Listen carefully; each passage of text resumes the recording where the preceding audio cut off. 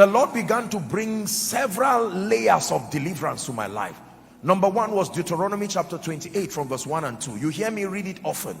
That it shall come to pass, if thou shalt diligently hearken to the voice of the Lord, to observe and to do all his commandments, which I command thee this day, that the Lord will set Joshua Selman on high above how many nations? Believe me, when I saw all nations, I believed it. By the way, this whole revelation was in one room. All nations, I believe.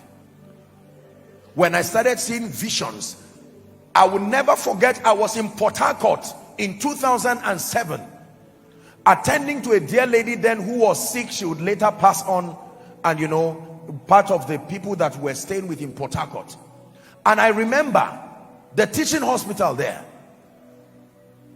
It was my turn to attend them, you know, as a man of God, and I suddenly looked outside from that bed space, and I was open to a vision. I saw 37 flags, and that was the international headquarters of Koinonia. I saw it there.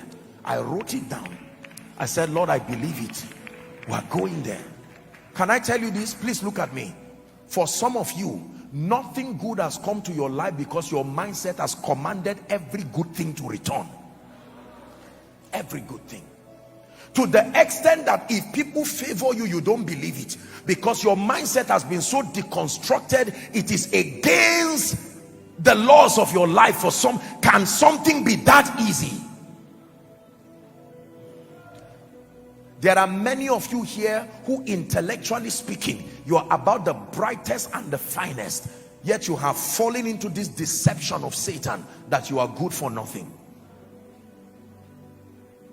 Apostle, I think I'm good for nothing. If I ask you why, you'll say, I don't speak very well.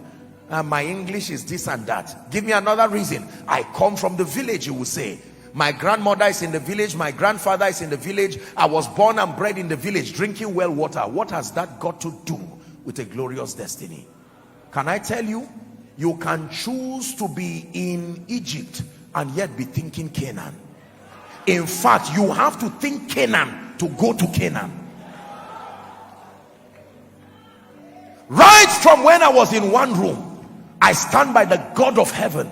I believed everything God told me. I'm not just speaking in terms of finances and all of that. No, I believed it. That one day I will speak to kings and I will speak to nations. I believed it. Jeremiah 1:5. Say not that I am a child, but to whoever I send you to. Verse 6. You see, Jeremiah cried and said, I cannot speak, for I am a child. Verse 7, he rebuked him and he says, say not that I am a child, for thou shalt go to all that I shall send thee, and whatsoever I command thee, thou shalt speak. For someone, God is speaking to you here, that he's lifting you, not just spiritually. I hope you understand the concept of kingdom advance now. When we teach like this, we are not just talking pulpit. For some of you, God has told you he's taking you to UN, AU, and when you think about it, you just laugh at yourself and say, me, I came to challenge that devil. Every mindset that will not let you rise, ill speakings of men that kept putting you down, I curse it right now in the name of Jesus. Please sit down. Unfortunately, sadly but unfortunately, many of us probably came from families where it was a norm to speak words of discouragement.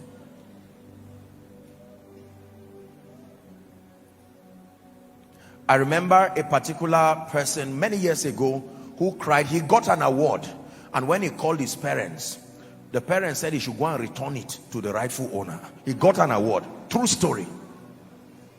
Return it to who? Because the father said, no, this is my stupid and useless son. It's impossible to have that award. There's a gentleman, I think he's here in Koinonia.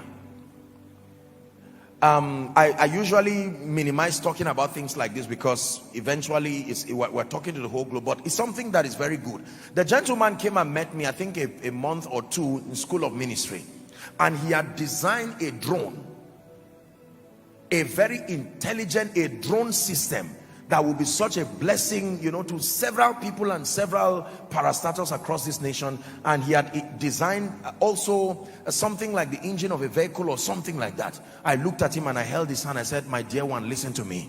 No matter what happens, let me give you two confessions. One, it's going to be difficult to rise to the top. Go and listen to my message, this grace called favor. Because in Nigeria, you need favor, not just skill to rise. Number two, I told him, no matter what happens, don't give up on your dreams.